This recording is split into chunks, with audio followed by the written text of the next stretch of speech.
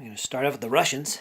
On the Russian side of the tabletop, here's the play sequence. We're going into movement. It starts off with the phasing players' moves. So that's the Russians. Movement's pretty straightforward. Here's a look at movement rates. As you can see what we're looking at, you got squares moving about. You got step backs, skirmish, evades and retires, and retreats, routes. You get your line right there. We're going to be looking at these. And of course the cavalry, regardless if they're in line or column, they're going to move 25 centimeters. These numbers in brackets, by the way, are for using 28 millimeter miniatures. So there you go. Change formation depends on your training, really. If you're elite or veterans, you can change formation and still move in the same turn. However, if you're line or less, you can do either or, which is going to be the case here because all these troops are line or less. I don't know if I'm going to do any formation changes, though. We're going to start up here with the Russians, this central brigade. Let me give you a little context here so you know where we're at. Right there, we're going to start in the middle. I've got a line unit of Russians deployed. Take 3 casualties so far. They're still considered fresh. You are fresh until you've taken 4 or more casualties, and I'll show you that chart as well. If I could find it here.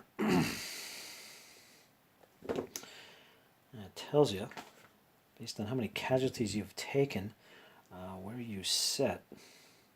Actually, I don't see that table on these charts, unless I'm missing it.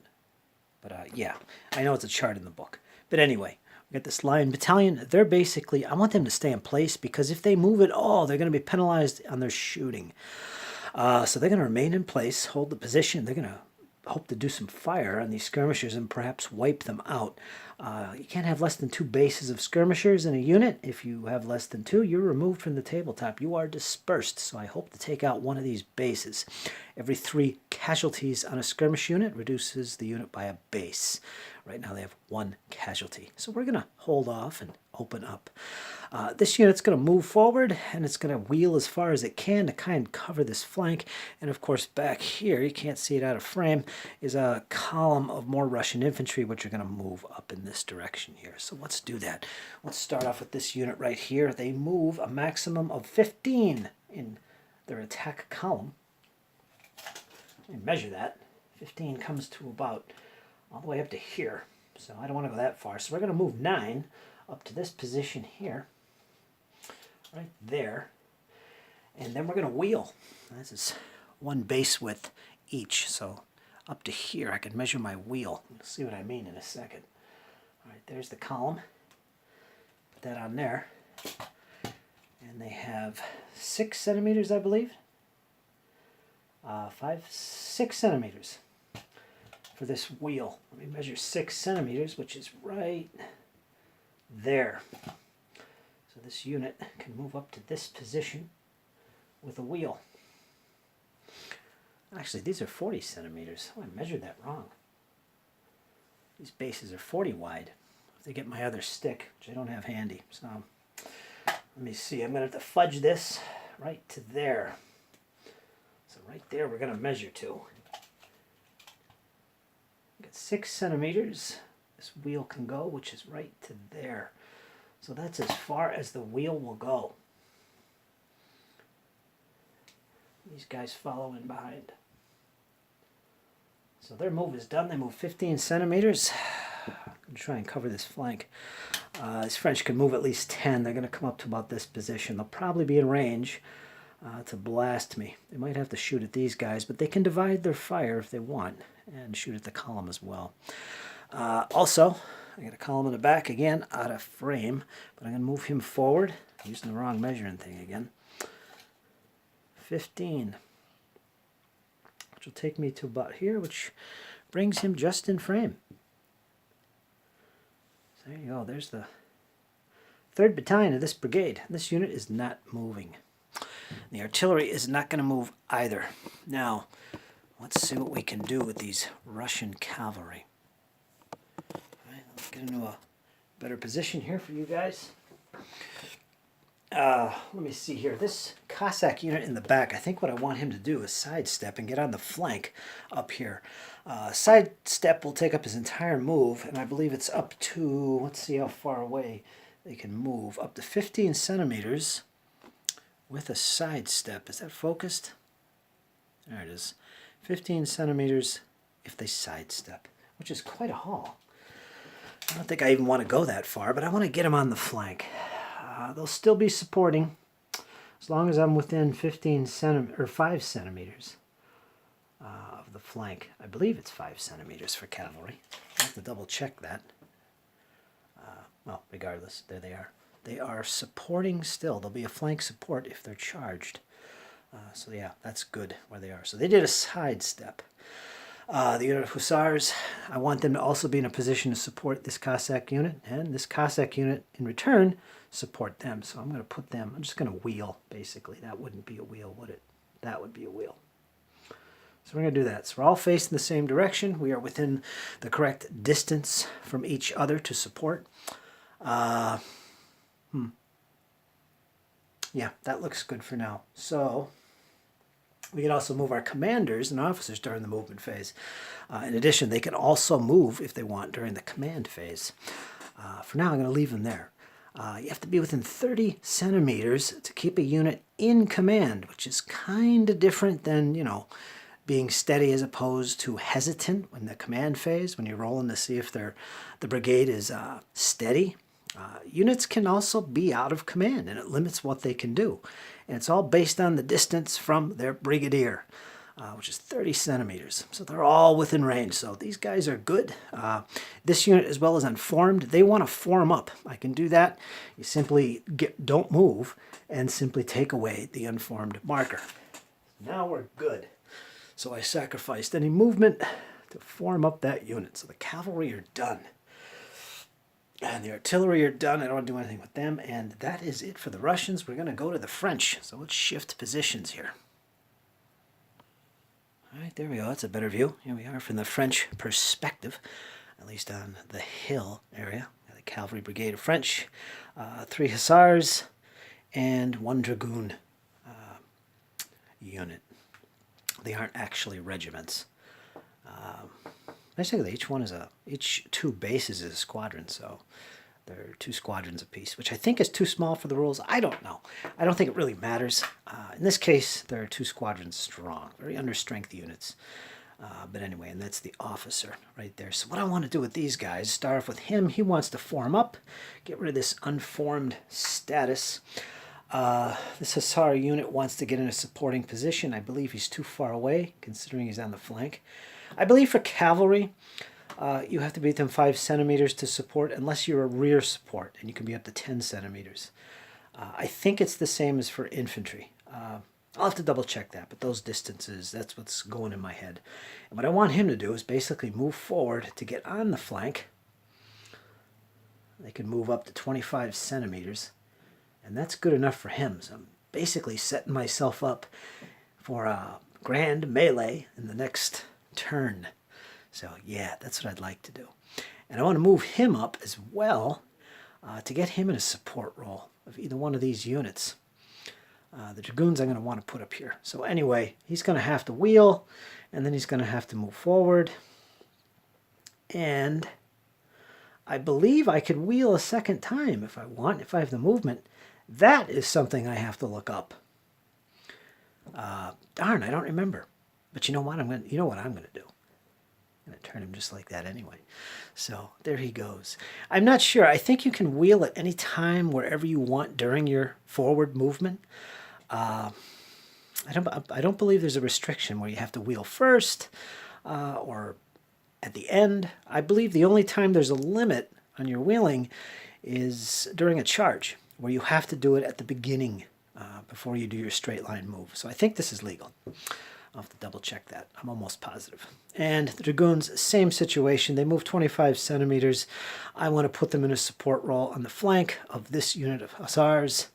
Get this terrain out of the way. It's there for looks. They're basically going to end up wheeling and putting themselves in this position. Now, to be able to support, a very important thing is not only the distance away from the unit you're supporting, but also facing in the same direction. That's important. So everybody's facing the same direction.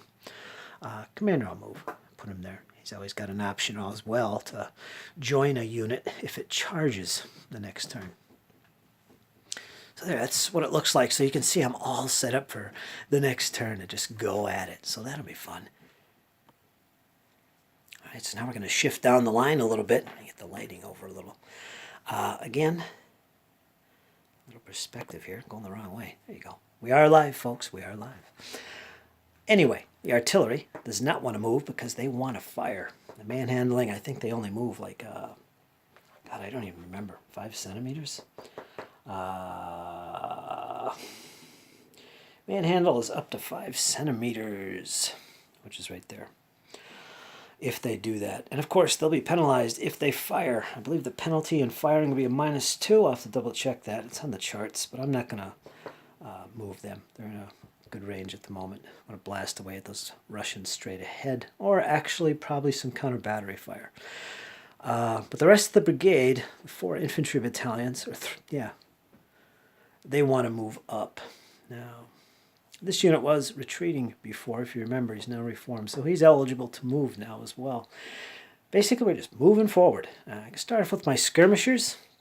One thing I should point out is there is a maximum distance you can approach an enemy unit without charging, and that is 5 centimeters in this scale. So you cannot get closer than that. You have to stop. So that's the end of that. And my skirmishers, it doesn't matter if they move, because their firing will not be penalized. They don't suffer that penalty. So I think I'll leave them where they are. You might think, oh, there's an option to kind of cover the advance of the infantry from these Russian artillery. It doesn't work with the skirmishers, because the artillery, they're just basically going to shoot through them or over them. It's not going to affect the cannonballs, folks. So that's not an option for me. So I think what I'll do is I don't know. I think I'll just hold position. There is no reason to move them at this point. The infantry battalions are going to advance in line. You move 10 centimeters. Let's start with this guy. They're going to move forward. If they shoot, they'll be penalized -2. I believe it's -2. This unit here is unformed, so you know what that means. They're going to forfeit their movement to form up again. So that's gone. They don't move, though, so that's the end. But we will be eligible to fire, which is good. I got these 2 columns in the back. You can oblique as well, which would be nice in this situation. I want to kind of move him this way. Facing will not change with an oblique move, of course. Let me move my commander here just to get him out of the way. He's moving 15. Your oblique could be up to 45. We all know this basic wargaming stuff. There's my 45, so I can move up to 15 centimeters in that direction, which is right up to here. That's a little too close. There is bounce through in this game. If you're within 10 centimeters of an artillery target, it has a chance of bouncing through and hitting that unit. So let me double check that, since I have cannon coming. So I don't want to go that far. I want to go about here. That should put me greater than 10 centimeters from that frontline unit. So hopefully I won't take any bounce through. Let me check. Yeah, I'm good there. Actually, it would be measured this way, because that's where the battery's firing from, along that line. That's good enough for me. I can see artillery can be quite devastating in this game. And they can move 15 straight forward. Again, 15 is the rate for columns, or attack columns. Put them up here. I'm not really afraid of being hit by artillery. There's none in front of me.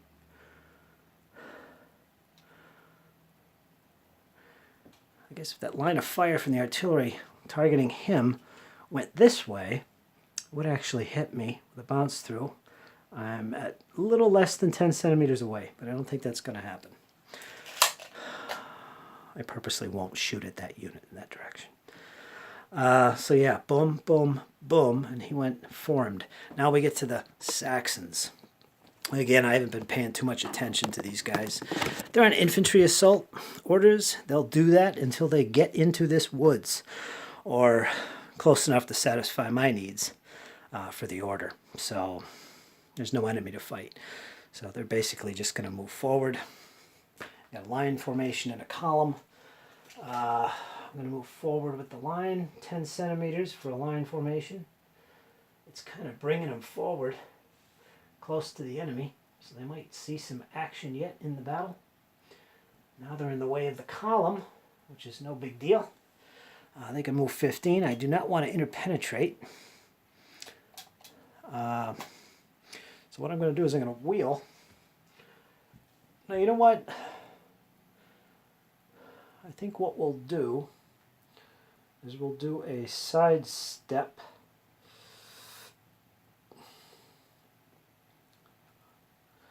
Side step. Let me show you this again. This is actually a step back. That's where you're going backwards. I think I showed you this before, but I said side step. The side step is down here, and it's basically 5 centimeters for all units. So for my cavalry earlier, for the Russians, I probably moved them too far because I was using this category, 15 centimeters. So I thought that was unusual. It's a side step, not going backwards. So I'll shorten that movement. No, actually, I don't have to. They could have made that distance. All right, so that's good. But anyway, it's 5 centimeters. So these guys are going to sidestep. And I'm going to keep them. I probably could have obliqued and got up to here, kept the same original facing. But I'm going to just mess around here and do a sidestep. The artillery, I don't think I'm going to do anything with them. I really have no intention of using the Saxons at this point because I think the game will be more interesting if I just stick with what's facing the Russians, which is this infantry brigade. But I will move the skirmishers for the Saxons. Actually, I won't. I'm going to leave them. Anyway, so there we go, friends. That is the French and the Saxons. They have finished their movement, and we're ready to go to the next phase, which is shooting. So stay tuned for that. That should be fun. All right, folks.